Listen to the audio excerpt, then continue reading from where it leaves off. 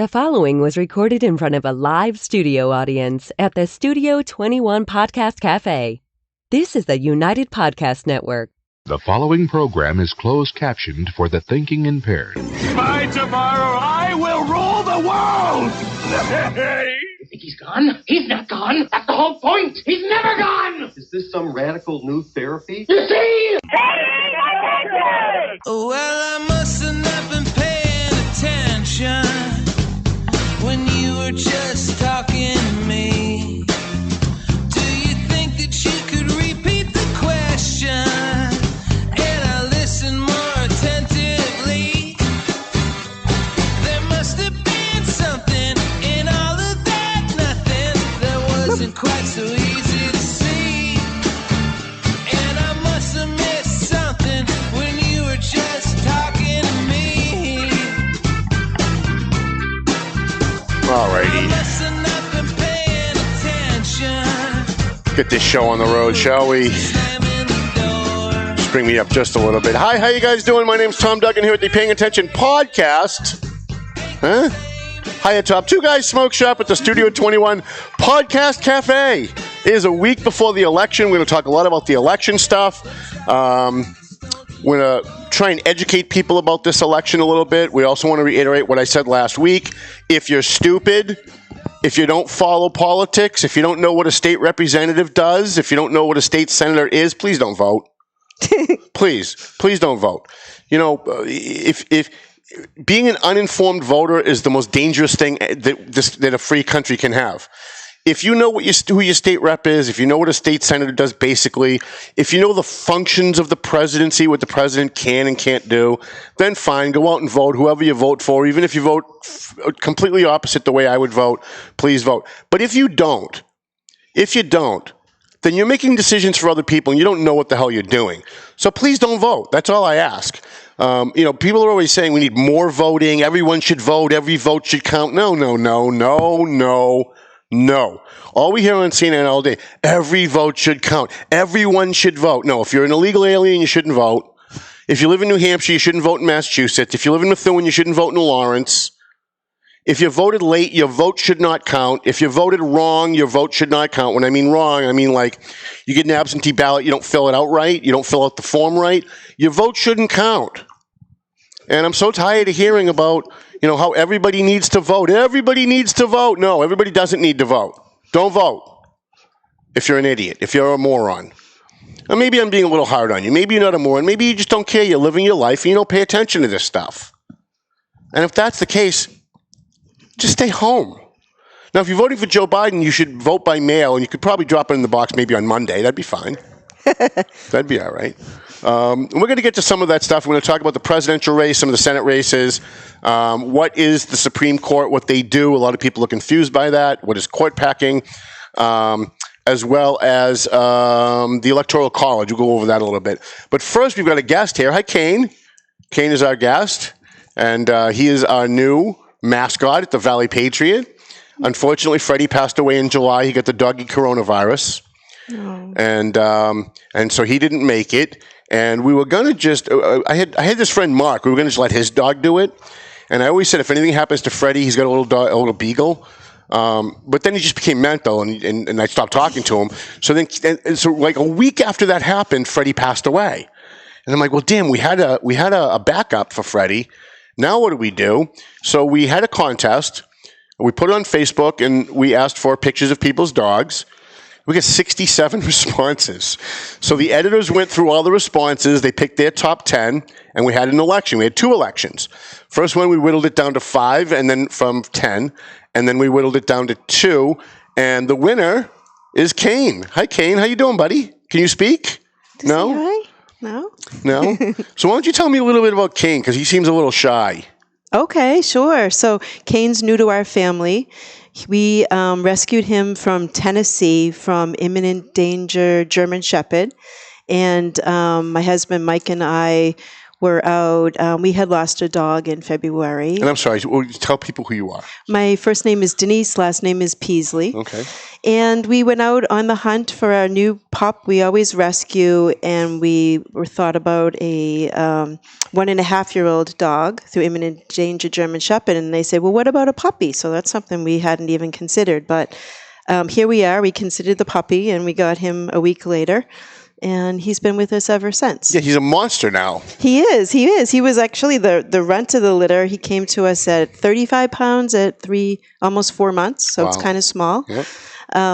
But he was working somewhat at an Alzheimer's unit in Tennessee, so they said that he would be good to take to work, and I can sometimes take him to work, which is kind of cool. That's great. Yeah. So I understand Kane is very big on backing the blue, I hear. He is. Yes. Right? Absolutely. We went to Are we boring you, Kane? He's heard all this, so he's just bored. Exactly. Yes, we went to the Back the Blue rally in Wilmington a couple of months ago. I spoke at that. Yes, you did. I did see you up there. In fact, afterwards, when you guys said you were there and I saw the picture of you, I went back and looked at the video, and I went over and patted him. I didn't even realize it. Didn't even realize. So that's funny. It's a small world. Absolutely. And I also understand he's pretty big on veterans. You guys going to be making some visits to some veterans? Absolutely. So Kane would like to, we're a military family. So Kane is going to do some interviews and visit some veterans and bring awareness to veterans issues. Great. Now, Freddie had he just had a tiny little thing. It was Freddie Says. We actually had it sponsored by Daily Dose Cafe. And every month he'd say something fun. Like in the middle of, when springtime happened, I think he said something like, it's time to let your cats outside. Stuff like that. And so he was kind of cute. He was fun. He was funny, but he didn't really want to do any substance. Kane really wants to do substance. He wants to actually interview people. Yes. And go visit people and go to nursing homes and stuff. And so I think that's great. I'm happy to have a new columnist, a new German Shepherd columnist. I call him Great Kane. That's what I've been calling him, Great Kane. Right. So what does he like to do? What is Kane up to these days? Well, he likes to go on woods walks. That's really big for him. And he sits in the pool. He's more of a camper than a swimmer, shall we say? All right. And he visits people a lot. We take him with us in the car a lot. He's pretty well behaved for an 11-month-old. Mm-hmm. He's still a puppy, and he's got maybe an hour at night. At the beginning of the election, he was this big. Yes, he was. It was a 3-month election. We went 3 months, right? He was this big at the beginning. And when you walked in with him, I'm like, that must be Kane's dad. Like, who is that? Right? Yeah, he did keep growing. I couldn't believe it. Is he going to get bigger? Well, he's at about 80 pounds now, so we're hoping that he stops because I know I can't pick him up anymore. Okay. So it's funny. So we had, for about 10 years, we had puppy girl Kate Whitney from Boxford used to write about rescuing dogs, about dog rescues. Sure. And so if he runs out of stuff, or if it's a slow news month and he doesn't have a veteran to interview or a Back to Blue thing to attend, maybe he could talk a little about dog rescues. We're pretty big on dog rescues at the Valley Patriot. Oh, absolutely. I volunteer at the Humane Society. I'm a dog walker there. Oh, good. So, do you bring Kane with you to come play with the other dogs, or no? He does. No, but does he play well with others? Yes, fairly well. But we've been working that. We go to like a dog play group once a week, just to keep him socialized because we got him during Corona, so there wasn't too much socialization. Now, was he all nervous about Corona, or he came in without a mask? He did. Right? He's very nervous about Halloween things that move. Oh. Like spiders, everything. He's going to therapy later on today. Okay, doggy therapy. Yeah. Very good. Listen, if you're working for me, you're going to need therapy by the time you're done anyway, right? Right, Kane? Does he speak? Can you speak, Kane? Can you speak? No? No. That's all right. We'll work on it. He's still young. It's amazing he's got such a young face, and yet he's so huge. Yes. Absolutely. So this is great. We're really excited to have Kane on the show, and we're really excited to have him in the Valley Patriot. And he's so well behaved. I didn't think we'd be able to get him up on the chair, and once we got him there, I didn't think he'd stay. So he's doing pretty good. Yes. You got your bone here. That's your first pay. Your first pay for coming in. Sounds good. And so we're going to have him every month. And what was really nice is that the other dog that was in second place, Winston. I got an email from Denise saying, we really loved Winston, and could we find a role for Winston in the paper? We tried to get Winston here today. We couldn't get him. because that would have been fun to have both dogs. But we're gonna use Winston too, and I think maybe Winston will do the cute little quips like Freddie used to do, and then Kane can have his own. Now, is he trained? Is he like a? Has he been trained to do? Because I see you got the vest on. Is that just? Absolutely. No, it's just a nice sturdy vest for a big dog. All right. He's. I don't know if he was training to be a service dog or. Hey, Kane. No. Hey, buddy. He found something under the table that I think he really wanted. Absolutely. Yeah. I probably dropped my hamburger or something down there. Oh, the ears went up when I said hamburger. I don't know if you noticed that. Right? So. Yeah. Well, great. It's glad to have you guys on. Now, I'm going to kind of chat about politics and stuff. You guys are free to hang out here if you want. Okay. You can hang out up here. You can hang out down there. Or if you have to go, that's fine also. I'll leave it up to you guys. Okay. But we love having Kane, and maybe we'll have him back. Okay. Maybe after maybe his first or second column, we'll have him come back and talk about his column. Sure. Absolutely. Well, Kane's already decided it's time absolutely. to go. He's like, oh, I can go now? All right, that's fine. Well, thank you so much for coming in. You guys are free to hang out. Thank you. I'd love to hang out and listen to what you have to say. Yeah, that's great. Absolutely. We'd love to have you. Do you want this? Or? Well, it was good, but I had a couple of bites, but I think it's for Kane. That's it for now. So that's great. Thank you so much. Thank you. All right, thanks. Take care. Feel free to stick around. So that was Kane. We love Kane. And to be honest with you, when we first started, I saw the picture of Winston and Kane and Bailey Blue, who came in third. And I looked at those three dogs and said, how the hell are we going to make a decision between these three dogs? All three of them were so great. And then Kane just poured it on. I mean, I think at one point Winston was ahead by like 100 votes in the second round of voting. And then all of a sudden, Kane, I don't know if you've got like 3,000 relatives that you shared it to their page or what, but he did pretty good. So listen, we've got an election coming up. Oh, here's Chris.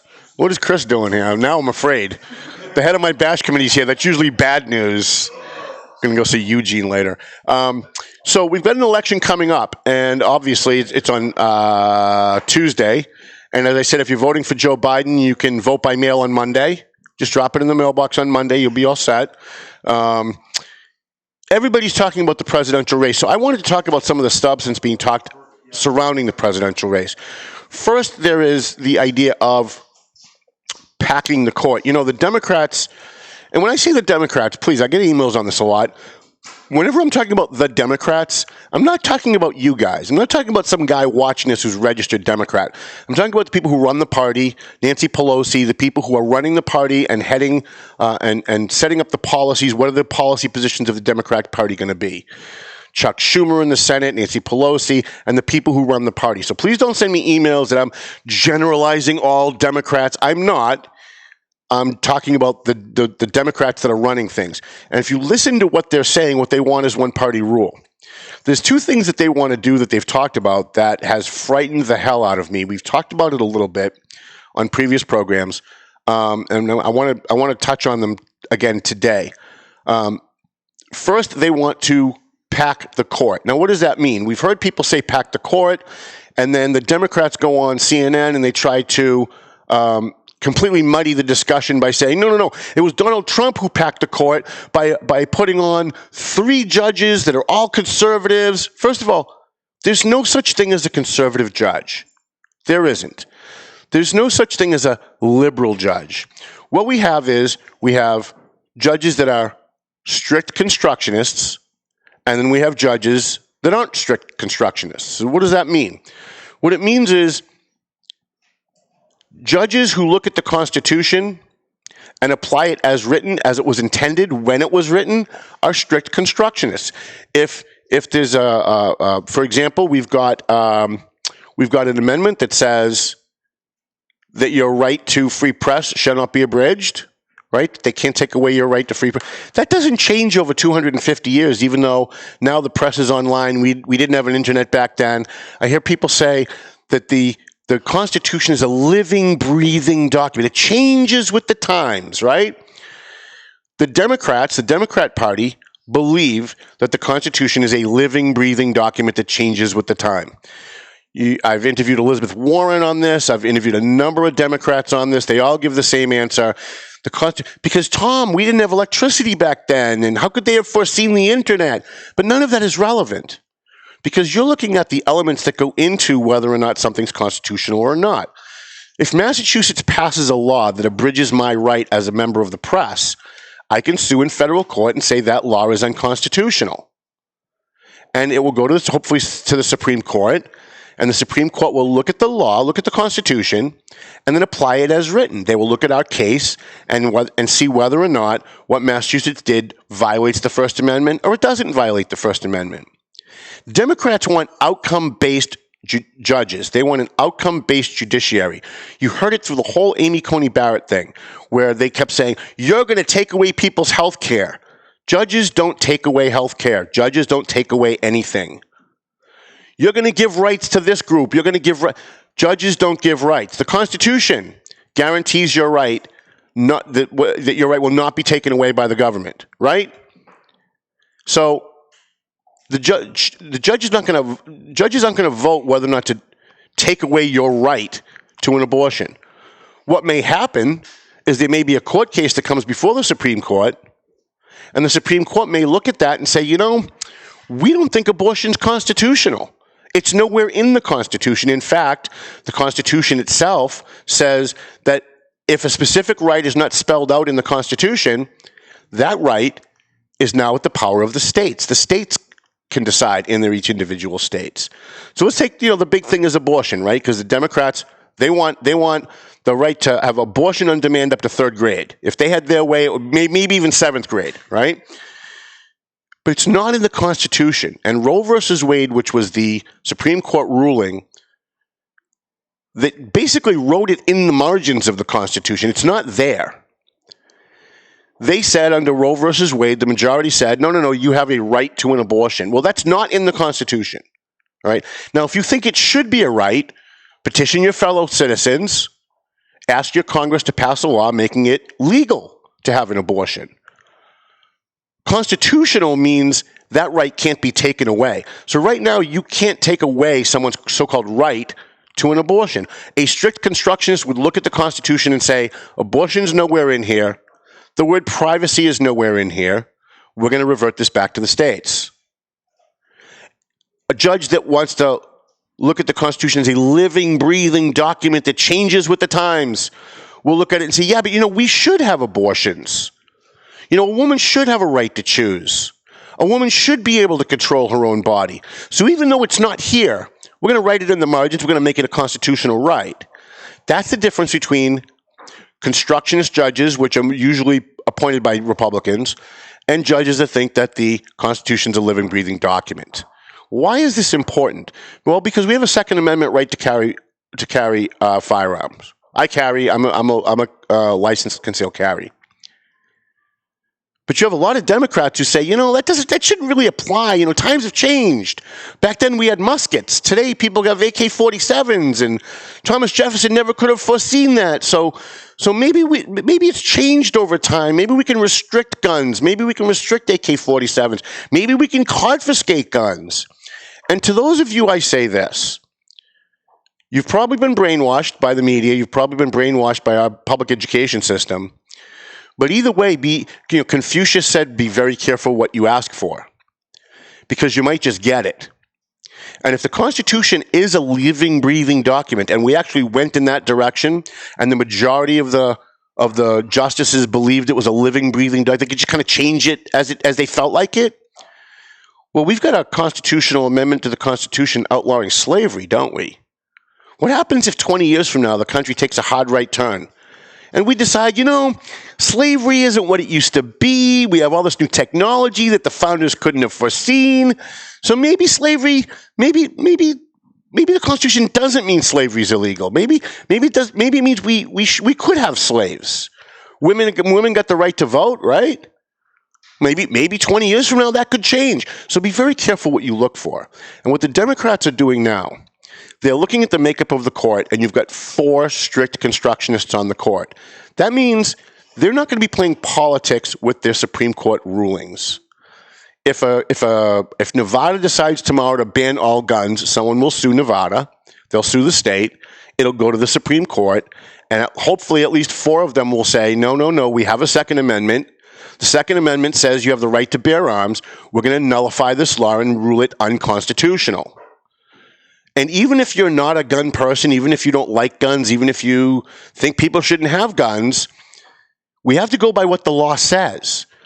And all of our laws derive from the Constitution. So if the Constitution's a living, breathing document, well, all of our laws become living and breathing too, right? I mean, if we have laws against rape, that could change. Maybe 20 years from now, maybe that won't mean you can't rape anybody. Maybe it won't mean you can't kill people. Maybe it won't mean you can't steal from them. And what the Democrats want to do is they see that the court is heading in a direction where no more legislating from the bench, no more writing in the margins of, okay, and abortion. And they're going to rule on the Constitution as written and as intended. So the Democrats said, oh, well, if we get the House and we get the Senate and we get the White House, we'll just add, let's see, what are we down? It's 4-3? We'll add 3 more judges and we'll appoint 3 judges that are those that of the ilk that believe that it's a living, breathing document, that gays should have special rights and blacks should have special rights and Eskimos should have special rights and American Indians should have special rights. And that's not what the Constitution's all about. So whenever you hear about this court packing, it's not about appointing judges. It's about adding judges. Court packing is about adding judges. And you would only want to add judges if you're not getting the result that you want. I don't want Amy Coney Barrett at a hearing before she gets confirmed sitting there saying, even though I'm pro-life, I don't want her sitting there saying, no, I think Roe versus Wade's unconstitutional and I'm going to overturn it if I'm elected, if I'm appointed. I want someone who's going to go in and say, I'm not even going to consider that until a case comes before me. I'm going to look at the facts of that case, and then I'm going to apply the Constitution as written, as intended. It's very scary that if Joe Biden wins and the Democrats take over the Senate, that our Constitution, that they'll pack the court and our Constitution just won't mean what it means anymore. It means what it says, and it says what it means. And you don't need a constitutional convention. You don't need a constitutional ruling from a judge. If you want abortion in Massachusetts, you go to your state legislature and you say, hey, I think we should have abortion. Can we make abortion legal in Massachusetts? And it's legal if they pass it, right? You don't need a constitution for that. Okay, the second thing. Where am I? We had the Supreme Court. Packing judges. What was the other one? Oh, the Electoral College. So I've heard Elizabeth Warren say this. I've heard Bernie Sanders say this. I've heard Kamala Harris say this, that we should do away with the Electoral College.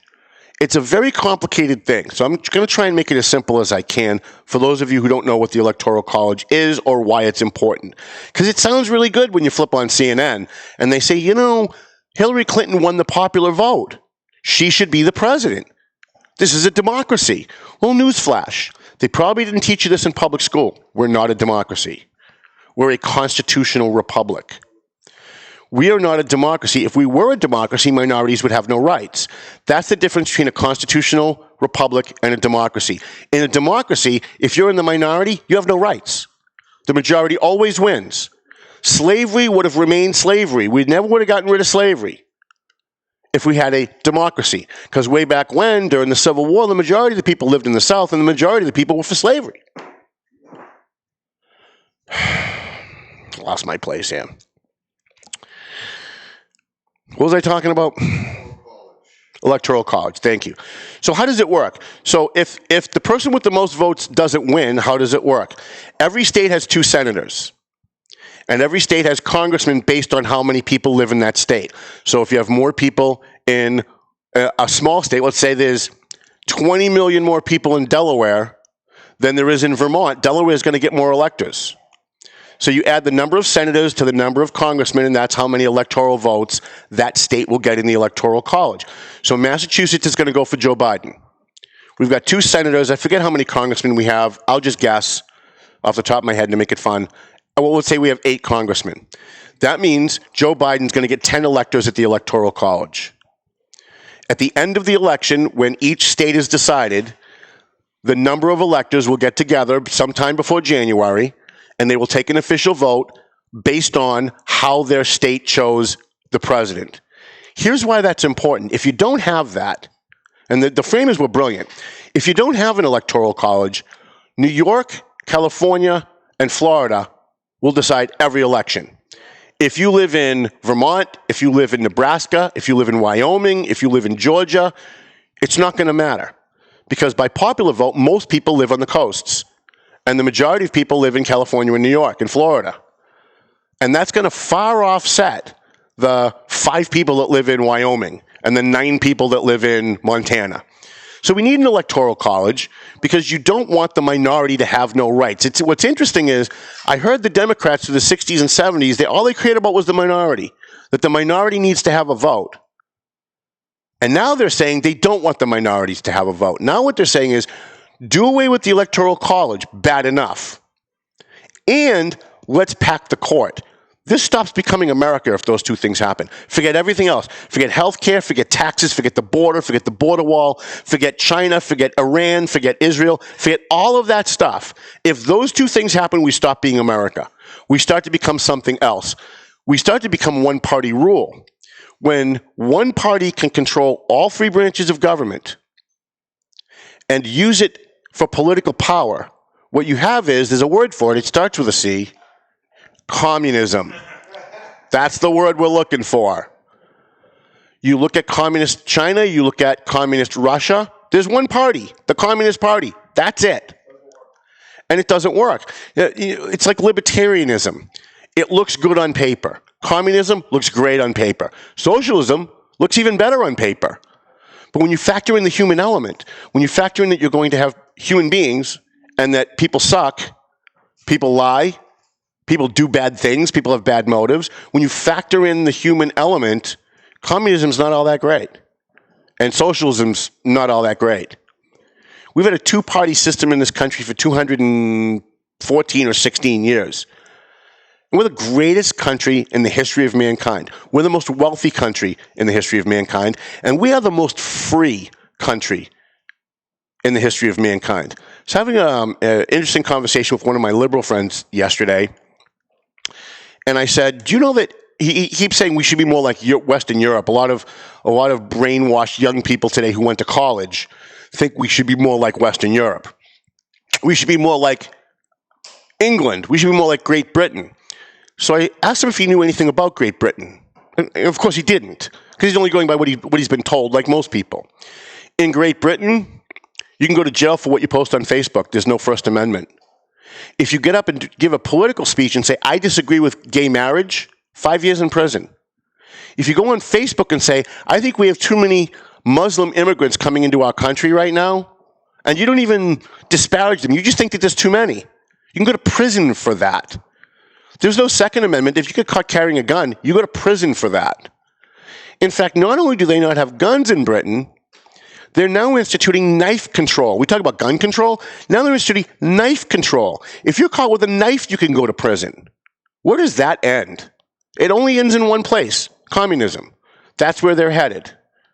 I don't want to be England. I don't want to be Germany. I don't want to be Spain. I want to be Poland. I want to be the United States. Poland's got it right. Lower taxes, more freedom. That's the way to go. And in England and most of Western Europe, they have these hate crimes laws.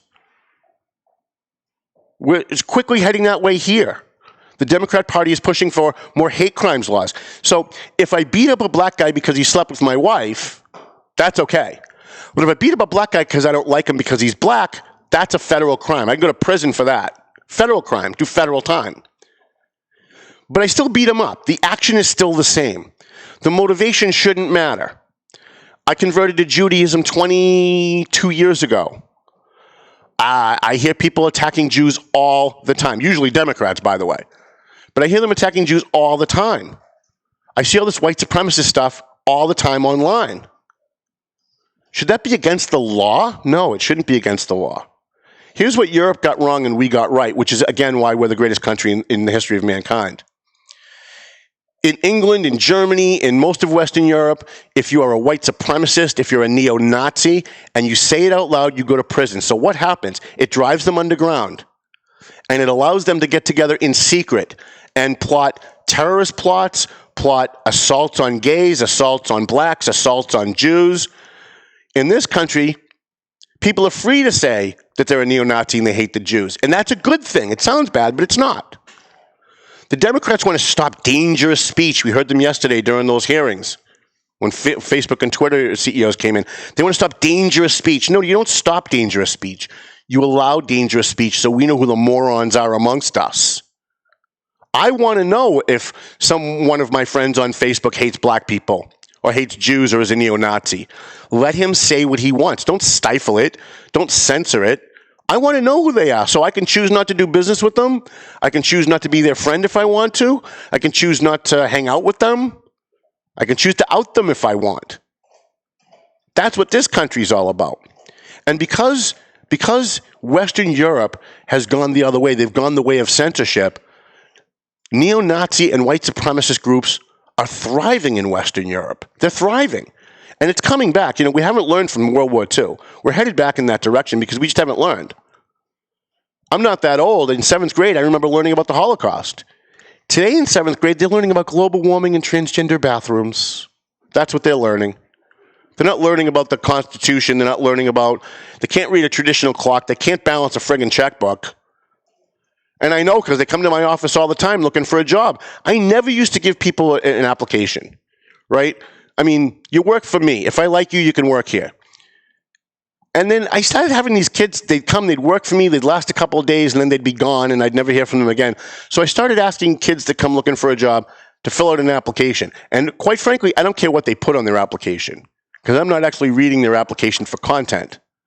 I'm looking to see, did they spell things right? Did they put commas in the right place? Is every word capitalized? My God, if I have another kid come and fill out an application and capitalize every single word, I'm going to put a gun to my head and shoot myself. For those of you on Facebook, I'm only kidding. I'm not actually going to shoot myself. But it's so infuriating because they know all about transgender bathrooms. When I ask them, what are the 3 things that the First Amendment to the Constitution guarantees? They don't have an answer. They get the free speech part right, and then after that, they stumble. But they know all about global warming. They know all about abortion. They know all about gay marriage. They know all about anyone who disagrees with me is a neo-Nazi. This is the culture that we have coming up now, and it's frightening. And it's got to stop now. If it doesn't stop now, we're in big trouble as a country. I don't remember who said it when they finished signing the Constitution. Someone said, "What did you guys finally end up doing in there?" And he said, "We have a constitutional republic if you can keep it. We've kept it for 214 or 16 years. We're really, really, truly, literally on the brink of losing it." I mean, it's just what it is. How much time we got? No, I'm still doing okay. Is that real? 32? No kidding. Maybe we'll cut it short today. In New Hampshire, you've got a big Senate race in New Hampshire, and I'm torn. I got to be honest with you. Yes, I'm a right-wing guy. Yes, I'm not a Republican, but I am far right as you can get. But I love Jeanne Shaheen. And it's hard. It's hard for me because if I lived in New Hampshire, I don't know how I would vote on this race. I love Jeanne Shaheen. She helps the homeless. She's excellent at constituent services. I know several Republicans who live in Wyndham, who live in Londonderry, they're as hardcore conservatives as I am, and they love Jeanne Shaheen. She's responsive. She meets with people even if they don't agree with her, and they love her. On the other hand, she voted to impeach my president. She voted to overturn a duly elected president. She voted to negate my vote. And I'm having a hard time with that. I'm having a really hard time with it because I really had planned on coming in on the week before the election. Like a month ago, we were putting everything together, and I said, the week before the election, I'm going to come in, I'm going to endorse Jeanne Shaheen. And then I look at what the Senate Democrats are talking about, packing the court. She's going to go along with that. Doing away with the Electoral College, she's going to go along with that too. And maybe if Donald Trump gets reelected, they're going to try and impeach him again. She's going to go along with that too. So I'm really, really torn in New Hampshire. If you're a New Hampshire voter, please email me. Tell me who you're voting for and why you're voting for. Or if you're online, please tell me who you're voting for and why. Because quite frankly, I might even have to leave it blank if I lived in New Hampshire. I don't, thank God. I don't have to make the decision. But I'd like to be able to, I really wanted to support Jeanne Shaheen, first because she's a Democrat. And I actually really like supporting Democrats because it makes people pay attention. They go, wait a minute, Duggan's a right-wing lunatic, and he's supporting a Democrat? Like, what's that all about? And it makes them think about why I'm saying what I'm saying. It makes them actually take another look at the candidate. And I love that. So I really wanted to come in and endorse Jean Shaheen. She does an awful lot for the homeless. She has met with the people who run Isaiah 51, I think it's called. She has worked well with Carrie at House of Mercy in Massachusetts, even though she's the New Hampshire senator. We get nothing from our senators. Markey couldn't give two shits about the homeless people in Lawrence. Elizabeth Warren couldn't give two shits about the homeless people in Lawrence. Jean Shaheen, who's not even from Massachusetts, gives a shit. She actually helps. But then I think about all the destructive things at the national level that she has gone along with, and it grates. So I don't know. I honestly think if someone put a gun to my head and said you have to make a choice, I'd probably endorse Corky Mesner. But I don't know. I don't. And I have to tell you, I'm also now undecided on something we talked about 2 weeks ago, Ben. In Massachusetts, we've got right to repair as question 1. And we came in and I talked about how I thought right to repair was the right way to go. And then the Boston Globe endorsed it. And anytime the Boston Globe and I are on the same side, it makes me rethink my position. And I started looking at some of the liberal Democrats in Massachusetts that are pushing it, and I thought, we might be getting tricked here because it's very, very rare in Massachusetts where the left and the right are all on the same side. Whenever the left and the right in Massachusetts or in any state are all on the same side, that's when you need to worry. Like, that's when you need to step back and go, hold on a minute. Maybe I need to rethink this. And so I started watching all the commercials on Right to Repair. They both say the exact opposites. I don't know who's right and who's lying. So I might have to leave it blank. Unless you can convince me. Now, on 2, I'm definitely voting no. We don't need ranked choice voting. For 215 years, we've heard politicians say one man, one vote. We've heard the Supreme Court say one man, one vote. Now it's one man, 36 votes? How does that work? You know, it's funny. You put on MSNBC or CBS or CNN, and they talk about how hard it is to vote. It's so hard.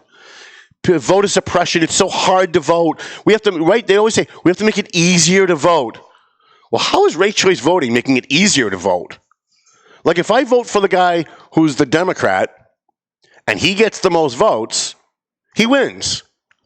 That's not too hard to understand. Like, I get that. I'm not a bright guy, and that's pretty simple. So I get it. Ranked choice voting, you put a 1 for the guy you want to win the most, but if he doesn't get enough votes, then it goes to the guy who's number 2. That's just crazy talk. That's just nuts. You know what I call that? I call that Democrat math, right?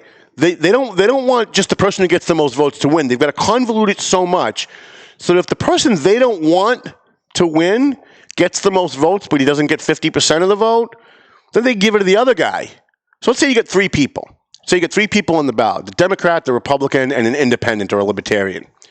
Well, the Democrats all put a 1 under the Democrat candidate's name, and the Republicans put a 1 next to all the Republican candidates' names.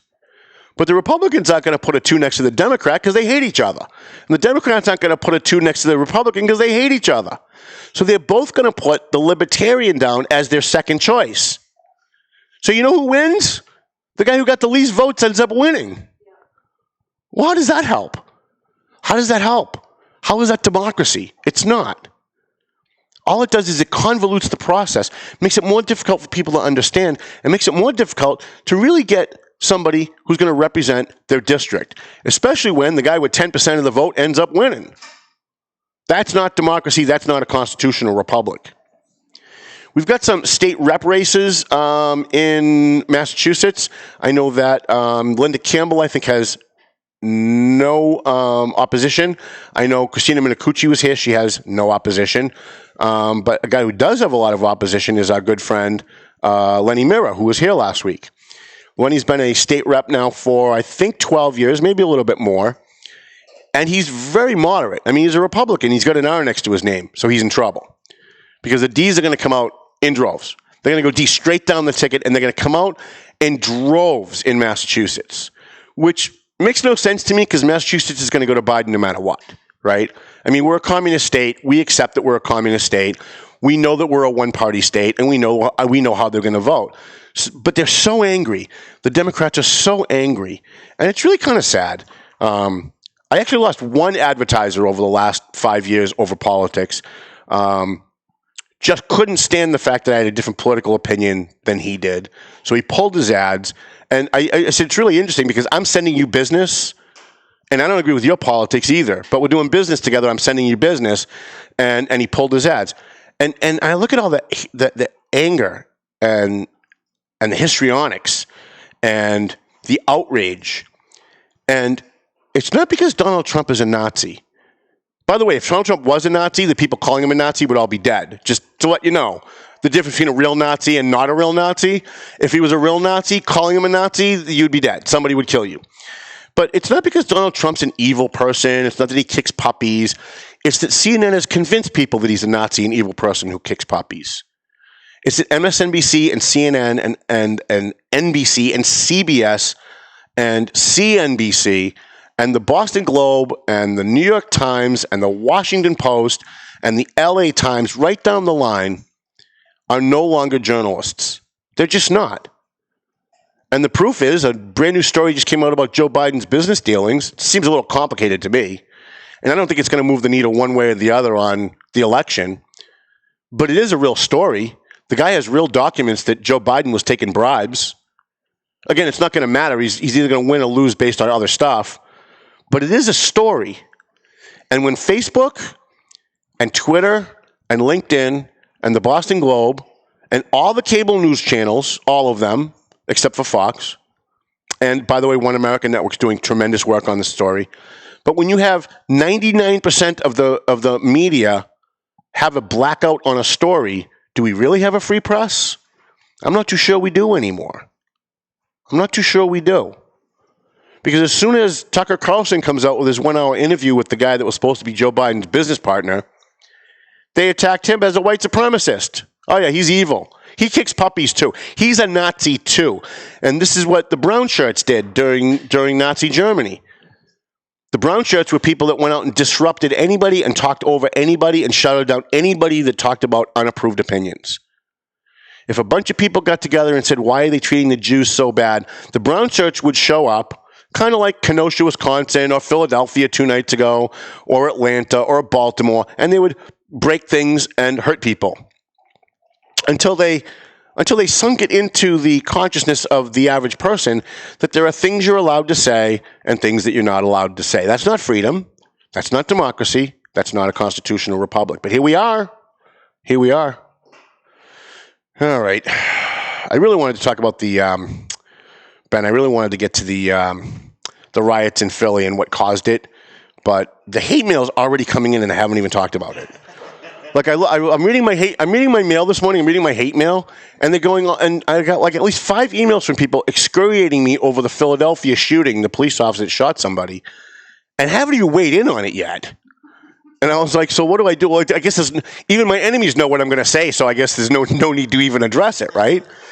But I mean, I'll give you this: a guy who was mentally ill, I guess, supposedly, like it matters, because it doesn't matter to me, had a knife, charged the cops shot him, the cops killed him. End of story. Let's all go out for donuts. Like, I don't understand. Why is there a riot over that? Oh, wait, I forgot. The guy that got shot was black. So if a black person charges a cop with a knife, the cops are supposed to let him stab them. If a black person commits a crime, the cops are not allowed to arrest them. This is what the Democrats want. They even say it out loud, so don't send me emails saying I'm making stuff up. They say it out loud. That because of 400 years of oppression and slavery and lack of civil rights and all this stuff from like 100 years ago that dead people did long before I was born, I now somehow am supposed to be responsible for, and you somehow are supposed to be responsible for. What's amazing is that we're all supposed to be responsible for what happened 5 generations ago, but the people rioting and looting and burning things down aren't responsible for what they're doing today. If you listen to the Democrats anyway, if you watch CNN. I watch CNN every day. I get up in the morning and I put on CNN. Well, actually, I usually get up in the afternoon, Chris. You're right. I'm sorry. When I get up, I put on CNN, and if I'm in the office all day, it stays on CNN all day until Tucker. Tucker comes on, I watch Tucker, I go right back to CNN and Don Lemon. Last night it was Chris Cuomo. The night before that it was Anderson Cooper. They're moving the times around. But I could give you the whole CNN lineup. I watch it all day. And they just lie all fucking day. All day, every day. It's one lie after another lie after another lie. And I could spend 2 hours just going through the last week of lies that they've told. And I'm just so tired of it. But it's up to us. It's up to us to look on the internet and try and find the information. The problem is that big tech is censoring. So what do we have left? Really, we have the Valley Patriot. We've got small local news outlets that can give you the real information.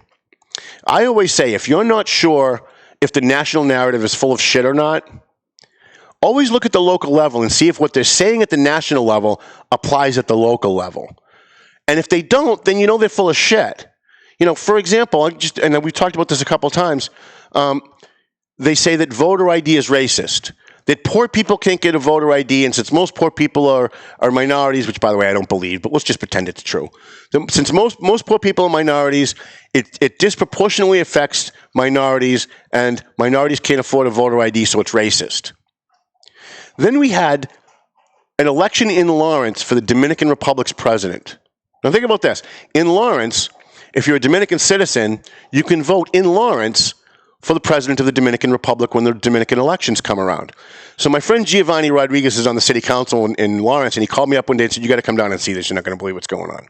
I go down to the old Lawrence High School on Haverhill Street, and the line is out the door, literally around the entire block. And if you've seen the old Lawrence High School, it's a big block.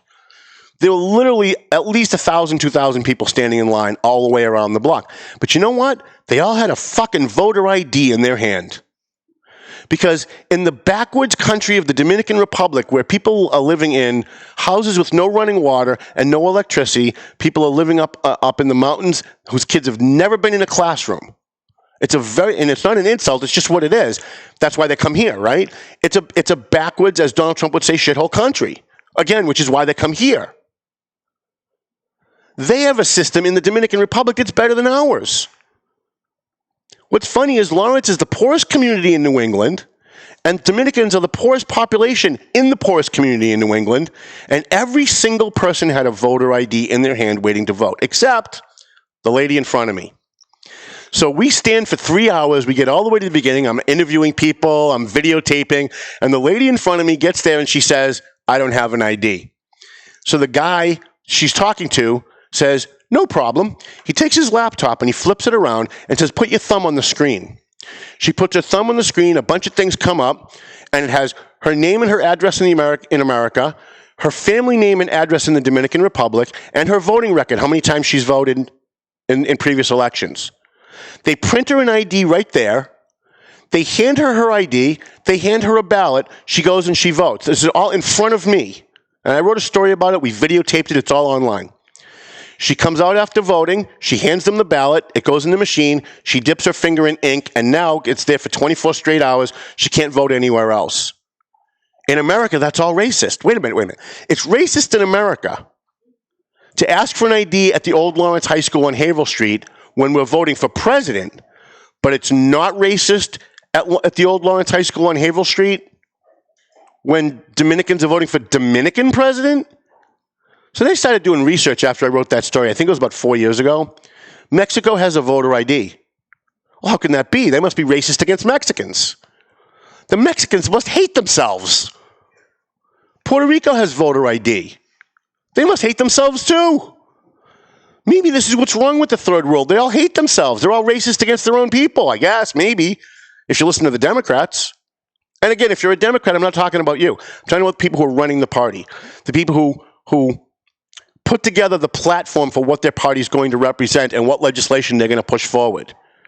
They don't want voter ID, but if you went to the Democrat National Convention, you needed a voter ID to get in. In fact, if you went to the Democrat Party's Issues Convention, which most people don't even know exist, they have an Issues Convention every year where they all get together and decide what their platform is going to be. We went and we videotaped it. It was at Lowell Auditorium one year when I was at WCAP. We videotaped it. It was fucking hilarious. Because I'm sitting way up in the press booth and you look down and it's a bunch of white men. Like, I couldn't find one black person in the entire crowd, but this is the party that cries about diversity. Like, diversity is our strength. Neil Perry was here the other day because he's naive. He's a good guy, but he doesn't get the national politics because he doesn't follow it. He said, diversity is our strength. I said, where's your evidence? Do you have evidence for that? Most people have no evidence for that because they've never actually thought about it. They hear other people say it, and it sounds good. Diversity is our strength. Diversity is what gives us our strength in America.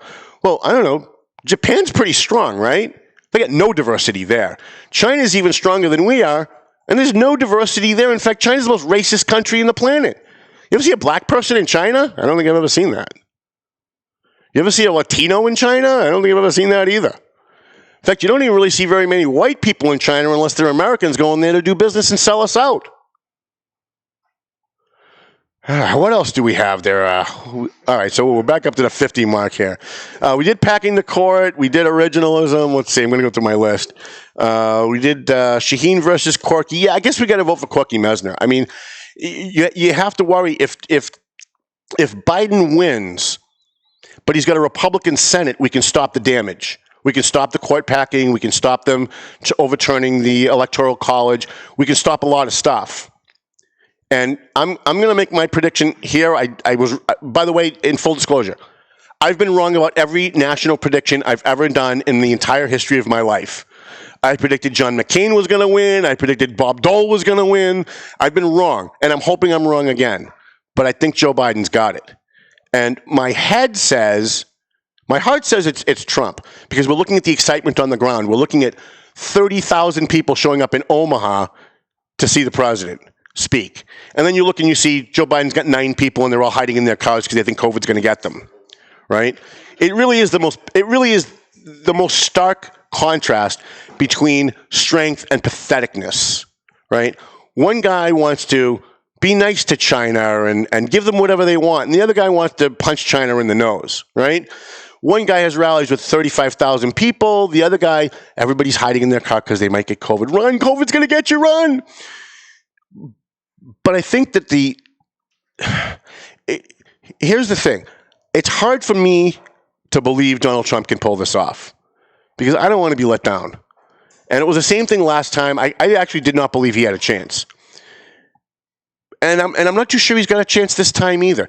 Think about everything he's got going. If he wins this will be the most monumental win in human history because he's going against the Democrat Party, big tech, which is Twitter, Facebook, LinkedIn, Google, all of that, Hollywood, the news media, China, Iran, Russia. This guy's literally got every single entity on the planet against him. The fact that he's even close blows my mind. Like when they said Biden's up 17% the other day, that bogus poll they ran in Wisconsin, I thought, yeah, that's more like it. That reflects the fact that you have people who are consuming Hollywood and the news and listening to all this other propaganda bullshit that Donald Trump's a Nazi and that he won't condemn white supremacy, which is all just a lie. Time after time after time after time, he said, I condemn, I disavow. They want us all to take blood libels, blood oaths, right? Well, do you condemn? Do you condemn? Do you condemn? Do you condemn? How come you won't condemn? And he says, I've condemned it 35 fucking times. So now the poor guy, when he goes to his rallies, he's got to have something on a big screen and have like a montage of the 3,700 times he has disavowed the Ku Klux Klan and white supremacists. Anyways, I'm off on a tangent. We've got, about 7 minutes? I was going to try to run out the clock, but really, why bother at this point, right? We've got everything. Just ended it early. All right. So you're going to vote on Election Day. Please vote if you're an informed voter. If you're not an informed voter, please don't vote. Or if you want to vote for president, leave the rest blank. Because if you don't know who your senator is, don't vote for Senate. If you know who your state rep is, don't vote for state rep. I will end the show with who I am supporting. Because I get a lot of emails from people saying, I'm not sure in this race. What do you think? I can tell you I'm voting for a couple of Democrats, for sure. I'm voting for Diana DiZoglio, my state senator. She's a phenomenal state senator. Would be nice if she was a little more transparent. Yep. Would it be nice if she voted a little bit more the way I wanted her to? Yep, it sure would. And And those fights are monumental when we're at Salvatore's and we start talking about some of the votes she's taken. But I am voting for. I'm also voting for, and I want to encourage everybody that lives in Massachusetts to vote for State Auditor Suzanne Bump. Yes, she's a left-wing lunatic. Yes, she's for abortion on demand up to 7th grade. Yes, she's for doing away with the Electoral College. She's for all the wacky left-wing communist lunatic things that the rest of the Democrats are for. However, she's a friggin' auditor. So her position on abortion doesn't matter. She doesn't have anything to do with abortions. She has nothing to do with the death penalty. She has nothing to do with tax policy. As an auditor, she does a great job. And I'd love to have her on the show at some point, maybe after the election.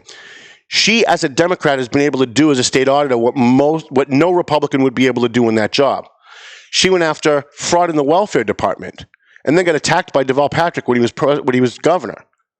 And he said, she's lying, she's just saying this to make us look bad, because to the Democrats in power, they always want to hide fraud in the welfare department, because then they know that people are going to want to cut welfare because of all the fraud.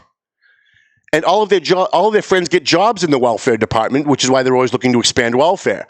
They don't care if you actually get benefits. They want to make sure their friends get jobs, people that donated to their campaigns. So after Valley Patriot went on the front page of the Boston Globe and attacked Suzanne Bump for finding fraud in the welfare department, $1.5 million walked out of the Lawrence office with no accountability. $1.5 million just walked out the door with no accountability. And by the way, that was 3 years ago. No one's gone to jail. But if not for Suzanne Bump, we wouldn't know about it. So after Valley Patriot attacked her and called her a liar, she went out and she hired an independent audit to redo the audit that she did, and they found $3.8 million more in fraud than what she had originally found. She originally found like 8, and it turned out to be a lot more. So that's somebody that I want representing me. Someone that's going to buck her party and do what she thinks is right. She's doing it. We've talked about this a number of times with her. She's doing it because she feels the way I do, even though I'm a right-wing lunatic. She's a left-wing lunatic, right? If you have a kid in Lawrence right now who's not getting home heating assistance and he's going to bed cold at night in the middle of February because there wasn't enough money in home heating assistance, it's because somebody out there was stealing money from the home heating assistance program, and that kid's going to bed cold at night. Or maybe they're not getting their WIC checks because there isn't enough money for it. You get rid of the fraud, and you could, listen, take that money that we found was being fraudulently given to people. First, put the people in prison. Second, take that money and find the people that you couldn't service because you didn't have enough money when they first applied. I'm all for that. So Suzanne looks at this as though the more fraud we find, the more poor people we can help. Now, I would prefer she takes the money and just, give it back to the public, give it back to the taxpayers. That would be but at least the money's going to go from going to people who are stealing it to people that actually do need it. And I admire that in her. Who are the other Democrats that I'm going to support? We talked about Jean Shaheen. I am torn on my state representative, Christina Minicucci. I think I'm going to vote for her. She doesn't have an opponent, so I might leave it blank just to kind of leave that open for somebody to run next time around. Linda Campbell has no opponent.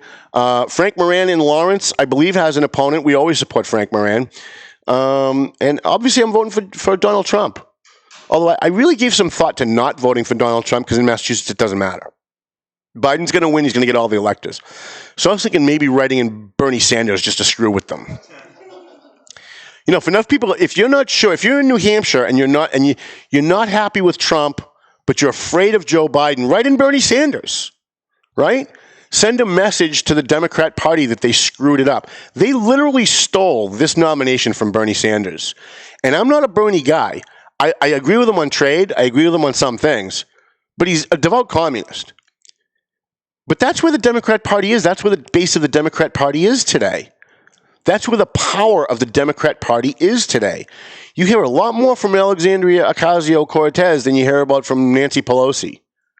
You hear an awful lot more from Bernie Sanders than you hear from Chuck Schumer. The left-wing lunatics are running the Democrat Party.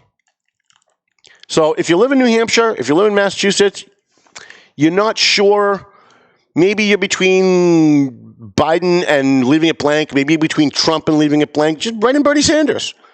And send a message that you don't like the fact that Bernie Sanders was screwed by the Democrat Party.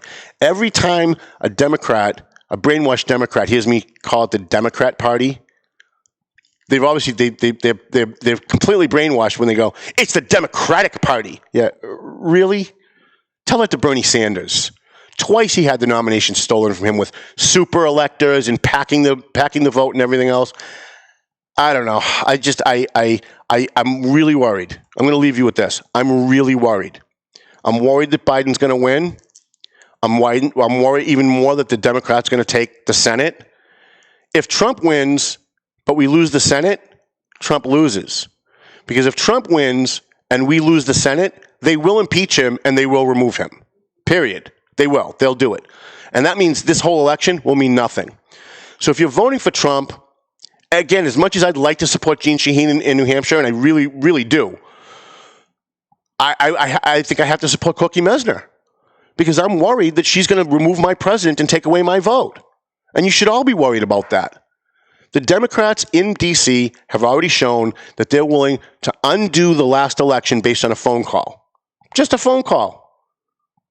Before that, they wanted to impeach him for something else. Before that, they wanted to impeach him for something else. And then just within the last 3 weeks, they were talking about impeaching him again before the election. Before they realized, like, oh, that's going to cost Joe Biden votes. We probably shouldn't do that. Vote Republican for the Senate. Even if you're not going to vote for Donald Trump, please vote for Republican for the Senate. I feel really bad for the guy running against Markey in Massachusetts. I can't even remember his name. I think it's O'Brien. The guy's got no shot. He's got no shot at all. But Cookie Mesner does in New Hampshire, so I will leave you with that. Let's get to our sponsors, which we probably should have talked about earlier, and then we'll roll that up for you, Ben. Thank Kane for being here. Kane did a great job. Loved having Kane. He's awesome, and we'll have him back again. I want to thank our sponsors, McLennan Real Estate. Go see Sam or Janet or Matt at McLennan Real Estate. They also help our efforts every Wednesday night at the TMF Family Dinner for the Homeless. They will just randomly show up with food, open up a truck, and just start serving food to people, which is awesome. And they always say, don't take my picture, don't put it on Facebook. So we want to thank them. AFC Urgent Care, we love Lisa Williams and her husband at AFC Urgent Care. Go get your COVID test. You go online, you sign up, they give you a time, you drive up with your car, they test you through your car window, you go home, and within 24 hours they call you and they tell you whether you got it or not. Marsan and Son Construction, I think we're going to try and get Ronnie on the show within the next 2 weeks because next year, once this whole election's over, folks, you can roll that if you want. Once this election's over, people immediately start talking about next year's election. They immediately start thinking about next year's elections. You've got a Methuen mayor's race coming up, a Lawrence mayor's race coming up. You've got a Lawrence and Methuen city council race coming up, Board of Selectmen race in Methuen. In North Andover. So we're going to try and have some local guests on, some local candidates, people thinking of running for office. Once this election's over. Also want to thank EIS Security, and you can also get your gun training at EIS. Go down, tell them that you're a friend of the Valley Patriot. They'll give you the friends and family plan. Jeff Dufour, candidate for, we didn't get a chance to talk about Jeff Dufour today. Jeff Dufour is running for state representative in Andover, North Andover, I believe in Tewksbury. He's running against Tram Wen, who is really kind of a communist. She's a nice person, but she's kind of a communist. She believes you should vote for people who look like you. That we need to have physical representation to have people who look like you. So she's telling everybody on Twitter that, girls should vote for a woman because she looks like you. So I said, okay, I guess I'm going to vote for a white man then. Write down the ticket, I'm going to vote for white men because they look like me and I need someone who looks like me to represent me. Jeff Dufour is running against that nonsense and let's hope that he gets in, but he probably won't. It's a tough district. Borelli's Deli, we want to thank Borelli's Deli. I'm going to go for my meat platters. Election night, we're going to have a bunch of people over at the house. We're going to get a couple of meat platters from Borelli's. Lenny Mira, state representative candidate in Georgetown, Groveland, Boxford, Newberry, and West Newberry. Clear Path, New England for veterans. They'll be back in a couple of weeks. JG's Ice Cream, right across the street, North Andover Car Wash. And our new sponsor, who's actually starting next week, we're going to give him a free plug. Who is it? Andover Optical, right? We want to thank Andover Optical for coming on board. Hey, where's Dave? Dave, did you ever think we'd have this many advertisements on the podcast? I don't think we have this many in the Valley Patriot. All right, please, whatever you do, if you're an informed voter, please vote. If you're not an informed voter, please don't vote. That's all I'm going to say. And we'll be back on Thursday to recap what did happen if we have a winner. And I actually think we are. I think whoever wins is going to run the table. I don't think it's going to be close. I think the media is wrong as they were in 2016. So, thank you to Peasleys and Kane. I want to thank our studio audience. So, show everybody that you're here, studio audience. We actually have a studio audience today. We're not used to that. All right, Melvin Taylor says we got to go home, so go home already. Right to the post, brother. Meet me at the Worthing House and I'll save a seat for you. At the altar where old sorrows go to die. You can't lend me an ear and some money for beer just like you always do. And I'll tell you you're the greatest friend alive. And we'll carry on like brothers even though we know it's a lie. So lead with your right. All your friends and adversaries, well, they're getting pretty tight. You better lead when you're right. Either way, you're out of money, and the barmaid's turning on the last call light, telling you to go home, telling you to go home, telling you to go home, telling you to go home. The views and opinions expressed by the hosts, guests, or callers of this program do not necessarily reflect the opinions of the Studio 21 Podcast Cafe, the United Podcast Network, its partners, or affiliates.